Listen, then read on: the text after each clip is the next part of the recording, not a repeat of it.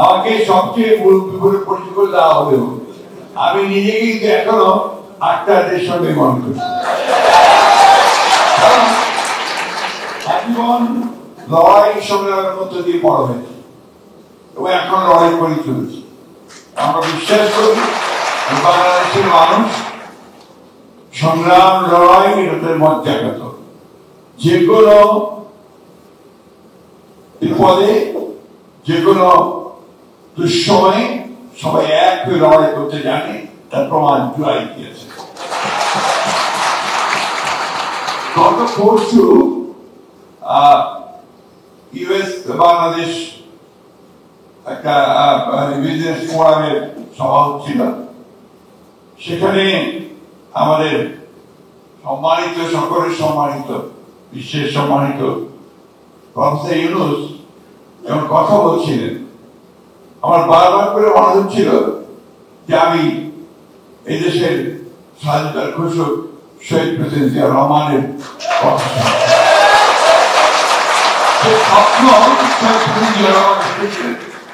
যে বাংলাদেশকে একটা গণতান্ত্রিক, একটা সমৃদ্ধ এবং দুর্নীতিমুক্ত একটি বাংলাদেশে পরিণত করবে। তার সমস্ত কথাগুলো সেই সময় প্রফেসর ইউনূসের কথা থেকে বেরিয়ে আসছিল। আমি আরো বাংলাদেশের মানুষ কিন্তু প্রতিবার লড়াই করেছে, সংগ্রাম করেছে। যেদিন থেকে একটা দুঃসহ, একটা দানবীয় একটি শাসক গোষ্ঠী বাংলাদেশের উপর চেপে বসেছে, সেদিন থেকেই বাংলাদেশের মানুষ লড়াই শুরু করেছে। আমি পার্টিকুলার কোনো পলিটিক্যাল পার্টিকে কথা বলতে চাই। প্রায় প্রতিটি মানুষের বিরুদ্ধে সংগ্রাম করেছে।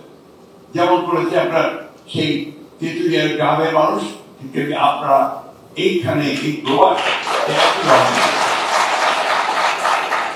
মধ্যপ্রাচ্যে যারা আপনার বাংলাদেশের উন্নয়নে বলুন, প্রতিটি কাজে বলুন, যে সহযোগিতা করছে, সেটাও স্বপ্ন দেখেছিলেন শহীদ প্রেসিডেন্ট জিয়া রহমান।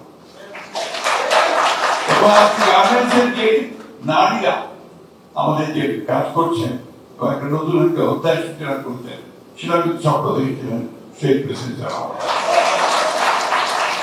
একজনের শাসক ব্যবস্থা থেকে বহুদলীয় গণতন্ত্র এবং একই সাথে মুক্ত সমাজ, একটা আপনার মুক্ত সংবাদ প্রবাহ, freedom of speech, freedom of press, এগুলো স্বপ্ন দেখেছিল শহীদ প্রেসিডেন্ট জিয়া রহমান। আজকেও আমাদের নেতা, তরুণ নেতা আমরা বলি, তিনিও 31 দফা কর্মসূচি দিয়ে সেই নতুন চিন্তা ভাবনা।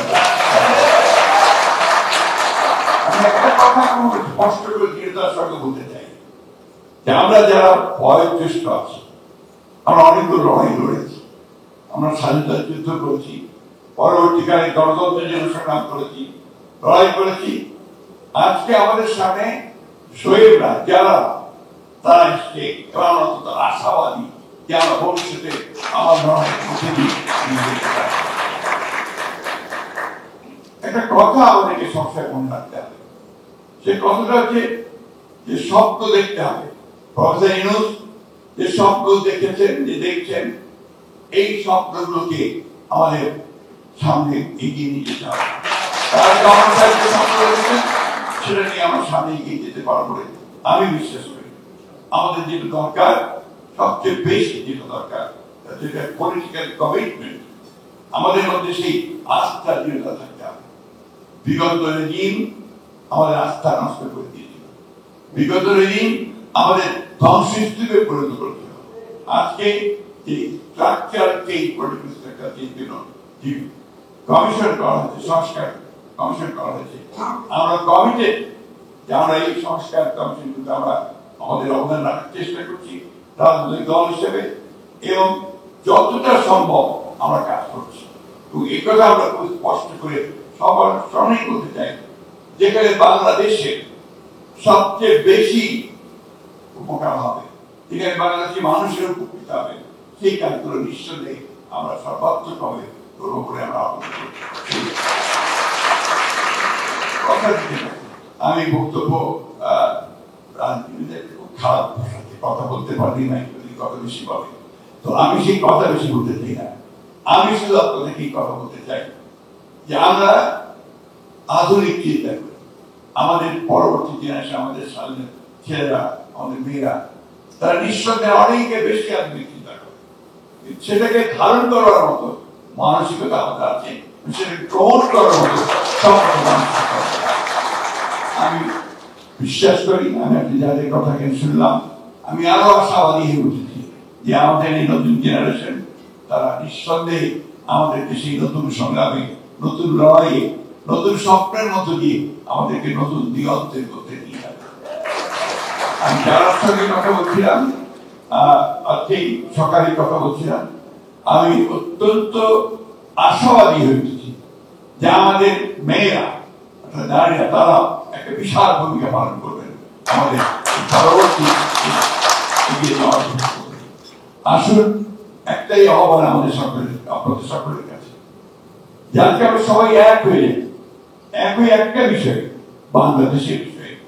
সবার আগে বাংলাদেশ, সবার আগে বাংলাদেশ, এটাই হোক আমাদের। ধন্যবাদ।